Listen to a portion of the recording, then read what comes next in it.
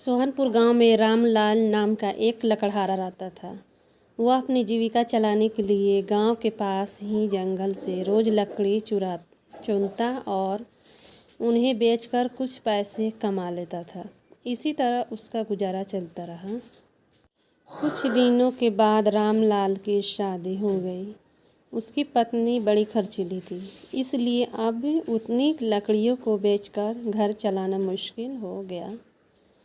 लकड़ियों को बेचकर घर चलाना, ऊपर से रामलाल की पत्नी कभी नए कपड़े, ऊपर से रामलाल कुछ दिनों से रामलाल की पत्नी खरीदने के लिए तो कभी किसी रामलाल अपनी पत्नी से बहुत प्यार करता था, इसलिए उसकी नज़रअंदाजगी वो बर्दाश्त नहीं कर पाता था। रामलाल ने ठान लिया कि वो अब भी ज़्यादा लकड़ी इकट्ठा करके बेचेगा ताकि उसकी पत्नी को रोज़ रोज़ पैसे की कमी न हो। पत्नी की इच्छा पूरी करने के लिए आज रामलाल घने जंगल तक चला गया और बहुत सारी लकड़ियाँ चुनकर बाजार में बेच दी। ज़्यादा लकड़ियों के ज़्यादा पैसे मिले तो खुश होकर रामलाल ने सारे पैसे अपनी पत्नी को दे दिया।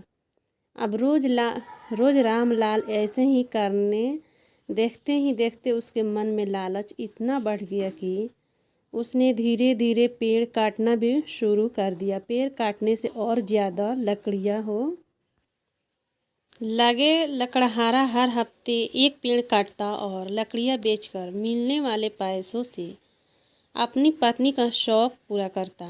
अब पैसे ज़्यादा आ रहे थे तो घर भी अच्छे से चल रहा था। धीरे धीरे रामपाल ने पैसों को जुए में लगाना शुरू कर दिया।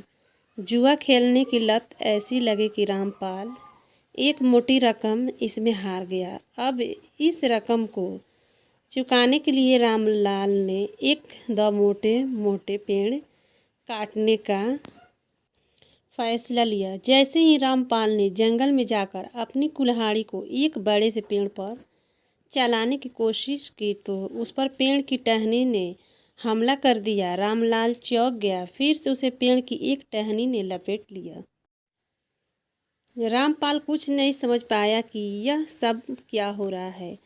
तभी पेड़ से आवाज़ आई, मूर्ख, तू अपने लालच के चक्कर में मुझे काट रहा है। तू सारे पैसे जुए में लुटा देता है और फिर पैसे लुटाने के लिए पेड़ काटने आ जाता है।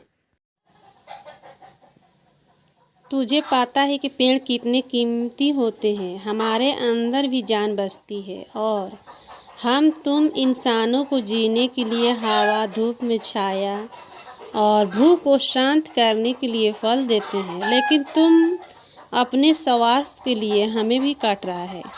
पेड़ ने कहा, आज तू रुक यहीं कुल्हाड़ी मैं अब तेरे ऊपर चलाऊंगा।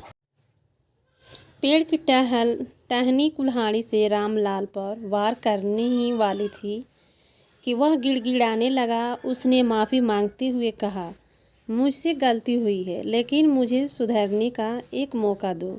अगर आप मुझे मार दोगे तो मेरी पत्नी का क्या होगा? वो अकेली पड़ जाएगी। आज से मैं किसी पेड़ को नहीं काटूंगा, यह प्रण लेता हूँ। यह सब सुनकर पेड़ को रामलाल के ऊपर दया आ गई। उसने रामलाल को छोड़ दिया। छूटते ही रामलाल भागकर अपने घर गया और पैसों के लालच में न आने का संकल्प ले लिया। लालच में आकर पर्यावरण के साथ खिलवाड़ नहीं करने चाहिए। हमें ऑक्सीजन पेड़ से ही मिलती है। इन्हें काटकर हम खुद अपने जीवन में संकट को ला रहे हैं। दोस्तों, तो हमारी वीडियो कैसी लगी? जारा नंबर 1 ब्लॉग देखने के लिए थैंक यू सो मच, शुक्रिया। मिलते हैं नेक्स्ट ब्लॉग में। तब तक के लिए अपना ख्याल रखिएगा। बाय।